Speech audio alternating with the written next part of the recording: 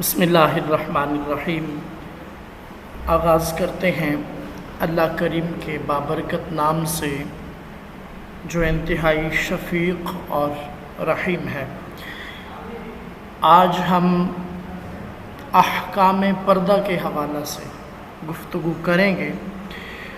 اور یہ ہماری جو کتاب ہے درسی جس کا نام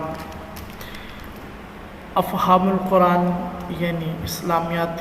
اختیاری، اس کا صفحہ نمبر ہم 357 سے لے کر 361 تک جو ہے وہ ہم پڑھیں گے۔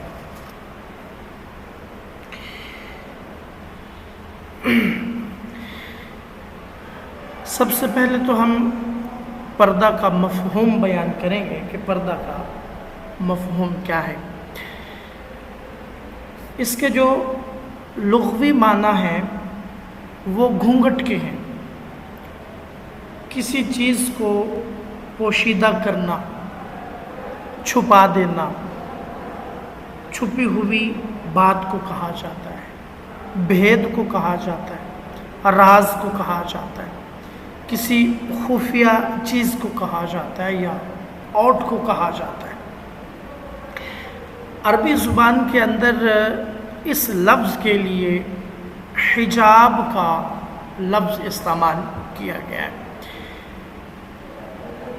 اصطلاحی معنوں میں پردہ سے مراد وہ احکام کا مجموعہ ہے جو اسلامی ضابطۂ معاشرت کے نہایت ہی اہم اجزاء پر مشتمل ہے۔ امام راغب اصفہانی ایک بہت بڑے لغت دان تھے، یہ بیان کرتے ہیں کہ الحجب والحجاب، کسی چیز تک پہنچنے سے روکنا، درمیان میں دیوار کھڑی کرنا یا درمیان میں حائل ہونا، یا کسی چیز کی کسی دوسری چیز تک یا کسی شخص کی کسی دوسری چیز تک رسائی کو روکنا، یا اس کے درمیان کوئی رکاوٹ کھڑی کرنا، یا اس کے درمیان حائل ہونا پردہ کہلاتا ہے۔ اب پردے کی ابتدا کے بارے میں ہم پڑھتے ہیں۔ یہ کوئی سب سے پہلے تو ذہن میں رکھنے والی یہ بات ہے کہ یہ آج سے پردے کا انتظام اور انصرام نہیں کیا گیا، یا اسلام نے کوئی آج ہی اس کا اہتمام نہیں کیا، بلکہ یہ عرب لوگ جو تھے ان کے خاصہ میں تھا، یہ ان کی ثقافت تھی۔ ان کی جو خواتین تھیں وہ اکثر گھونگھٹ کا استعمال کیا کرتی تھی، چادر سے اپنے آپ کو ڈھانپ لیا کرتی تھی۔ اگر ان کا سر خالی ہوتا تھا یا بغیر چادر کے ہوتا تھا تو کم سے کم جسم کا باقی حصہ جو ہے وہ ان کا چادر کے ساتھ ڈھکا ہوا ہوتا تھا۔ اور یہ عرب کے دستور میں شامل تھا کہ جب خواتین جو تھیں وہ کام کرتی تھیں، کام کاج کرتی تھیں، تو وہ اپنی پیٹھ جو ہے، کمر جسے کہتے ہیں، اس کے ساتھ وہ پٹا باندھ لیتی تھی، اسی دوپٹے کا یا اسی گھونگھٹ کا، جس کو وہ اپنے پردے کے طور پر استعمال کیا کرتی تھی۔ تو لہٰذا اسلام نے اسی چیز کو اس میں تھوڑا سا پلس اور مائنس کر کے اس کو آگے بڑھا دیا، اور ہمیشہ ہمیشہ کے لیے پردے کا وجوب جو ہے وہ لازمی قرار دے دیا گیا۔ کوئی بھی ملک ہو، کوئی بھی مذہب ہو، کوئی بھی خطہ ہو ایسا زمین کا جو اس پردے سے واقف نہ ہو۔ یہ کوئی آج کی بات نہیں ہے۔ ایک انگریزی اسکالر تھا جس کا نام تھا محمد مارڈیوک، وہ پردے کے حوالے سے لکھتا ہے دا وائلنگ آف دا فیس، چہرے کو ڈھانپنا، چہرے کو چھپانا، بائی دا وومن، خواتین کے لیے، was not ordinary an Islamic custom وہ کو اسلام کے کسٹم کا یا اسلام کا تو رواج نہیں تھا، اس سے it prevailed in many cities, یہ بہت سارے شہروں میں پھیل چکا تھا آف دا ایسٹ، مغربی ممالک، مشرقی ممالک میں بیفور دا کمنگ آف اسلام، اسلام کی آمد سے قبل۔ پردے کے جو معاشرتی پہلو ہیں، پردہ معاشرتی زندگی کا ایک اہم ترین مسئلہ ہے۔ مرد اور زن دونوں کے اندر ایک دوسرے کے لیے کشش کا فطری طور پر امر جو ہے وہ موجود ہوتا ہے۔ یہ بات سچی ہے، مرد ارادے کا مضبوط ہوتا ہے اور عورت جو ہے وہ ارادے کی کمزور ہوتی ہے، کیونکہ عورت طبعاً کمزور ہوتی ہے تو مرد اسے کسی بھی طرح استعمال کر سکتا ہے، تو وہ مرد کے بہکاوے میں ذرا جلدی آ جاتی ہیں۔ تو اسی لیے عورت کو تحفظ دینے کے لیے اس کی کمزوری کو، طبعی جو اس کی کمزوری ہے، اس کی جانچ پڑتال کرتے ہوئے اسلام نے عورت کے تحفظ کے لیے مرد کو آگے آنے سے روک دیا ہے، اور اس کے لیے اسلام نے پردے کا حکم دیا۔ یہی وجہ ہے کہ اللہ تعالیٰ نے قرآن کریم میں 7 سے 8 آیات ایسی ہیں جو پردہ کے حوالہ سے ہیں۔ اس کے علاوہ نبی پاک علیہ السلام کی 70 سے زائد احادیث ہیں جن میں پردے کا ذکر کیا گیا۔ جو آیات پردہ ہے، اس کا شان نزول یعنی یہ نازل کیسے ہوئی ہے، اس کی کیا وجہ بنی نازل ہونے کی۔ ایک عورت تھی جو انصار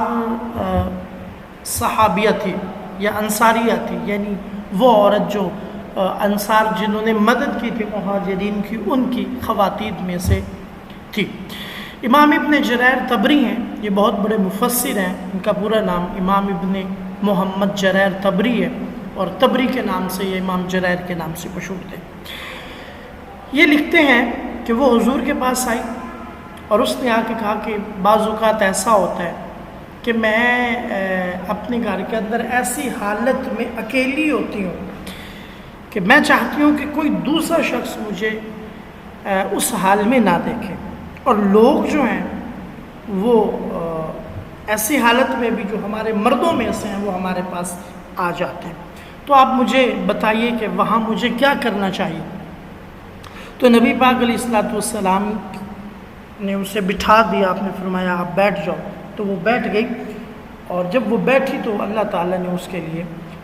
سورہ احزاب کی جو آیت پردہ ہے، جس کا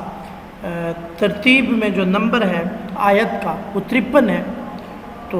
وہ نازل ہوئی۔ اور حضرت عمر فاروق نے جب وہ آیت سنی تو نبی پاک علیہ السلام سے کہنے لگے کہ یا رسول اللہ صلی اللہ علیہ وسلم، آپ کے ہاں برے اور بھلے سارے قسم کے لوگ جو ہیں وہ آتے ہیں، تو کاش آپ اپنی ازواج مطہرات کو بھی پردے کا حکم دیتے۔ تو پھر نبی پاک علیہ السلام کی خواتین کے لیے بھی پردے کا حکم جو ہے وہ نازل ہوا۔ اب کیا احکام نازل ہوئے، ہم احکام پہ آتے ہیں۔ پہلا یہ ہے کہ اندرون خانہ اگر آپ اپنے گھر کے اندر ہیں تو بھی آپ جو ہے وہ پردہ کریں۔ کہا وقرنا فی بیوتکن، قرن کا مطلب ہوتا ہے ٹھہری رہو، رکی رہو، قیام کرو، سکون کرو، سٹے کرو، فی بیوتکن اپنے گھروں میں، عزت لحاظ اور وقار کے ساتھ آپ اپنے گھروں کے اندر جم کے رہیں، اپنے پاؤں جما کے رکھیں۔ اب اس آیت پہ اگر ہم غور کریں تو اس سے یہ ثابت ہو رہا ہے کہ عورت کا اصل جو دائرہ عمل ہے وہ اس کا گھر ہے۔ نبی پاک علیہ السلام کی حدیث مبارکہ سے بھی یہ بات ظاہر ہوتی ہے کہ عورتوں نے نبی پاک علیہ السلام سے گزارش کی کہ سارے مرد ہر اعتبار سے ہم سے آگے بڑھ گئے، وہ جہاد کرتے ہیں، وہ یہ کام کرتے ہیں، وہ کام کرتے ہیں، تو ہم کون سا عمل کریں ہم ان کے برابر ثواب اور اجر حاصل کریں؟ تو آپ نے فرمایا تم گھر میں رہو، تم گھر کے اندر قیام کرو، تو تمہیں گھر کے اندر رکنے کا جو اجر دیا جائے گا وہ مجاہدین کا جا کر میدان جہاد میں جہاد کرنے کے برابر آپ کو ثواب ملے گا۔ قرآن کریم میں خود اللہ نے فرمایا کہ وَإِذَا سَأَلْتُمُوهُنَّ، اگر وہ تم سے سوال کرتے ہیں، پوچھتے ہیں متاعن کسی بھی شے کے بارے میں جس کی انہیں ضرورت ہوتی ہے، طلب ہوتی ہے، فَاسْأَلُوهُنَّ، تو انہیں چاہیے وہ سوال کریں مِن وَرَاءِ حجاب، پردے کے پیچھے سے، ورا پیچھے کو کہتے ہیں۔ تو اگر انہیں کسی چیز کی ضرورت ہے، تم سے کوئی چیز لینا چاہتے ہیں، مانگنا چاہتے ہیں، طلب کرنا چاہتے ہیں، کوئی چیز کا سوال کرتے ہیں، تو وہ سامنے آ کے نہ مانگے، منہ چڑھ کے نہ مانگے، بلکہ وہ پردے کی اوٹ میں یا پردے کے پیچھے مانگیں۔ پھر کہا ذالکم، یہ بات اطہر، پاک ہے، پاکیزہ ہے، طیب ہے، طاہر ہے، لقلوبکم، تمہارے دلوں کے لیے بھی، وقلوبہن، اور ان کے دلوں کے لیے بھی۔ یعنی اس آیت میں نبی پاک علیہ السلام کے صحابہ کو حکم دیا جا رہا ہے کہ اگر آپ نے نبی کی بیویوں سے کوئی چیز مانگنی ہے یا آپ کو ان سے کوئی سوال کی ضرورت ہے، کوئی چیز لینا چاہتے ہیں، تو سامنے نہ آئیں، پردہ کر کے مانگیں۔ تمہارے لیے بھی یہ اچھی بات ہے اور ان کے لیے بھی اچھی بات ہے، اس سے تمہارے دل بھی تطہیر میں رہیں گے، ان کے دل بھی طیب اور طاہر رہیں گے۔ اب اس آیت سے ایک یہ بات سامنے آتی ہے کہ اب نبی پاک علیہ السلام کی بیویوں کے حوالہ سے ایسی سوچ بھی بندے کے قریب نہیں بھٹکنی چاہیے، شک بھی پیدا نہیں ہونا چاہیے، تہمت کی گنجائش بھی باقی نہیں بچتی ایسی ہستیوں کے لیے۔ لیکن پھر بھی اللہ نے کہا ہے کہ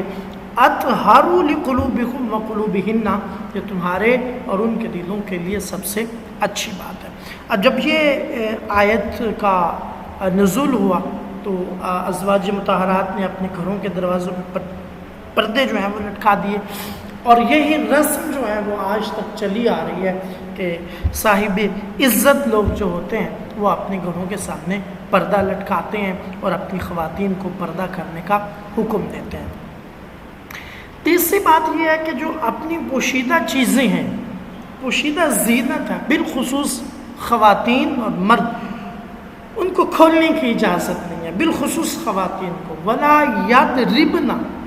قرآن نے کہا ہے کہ ولا یضربن، اور نہ ماریں، نہ ماریں بِأَرْجُلِهِنَّ،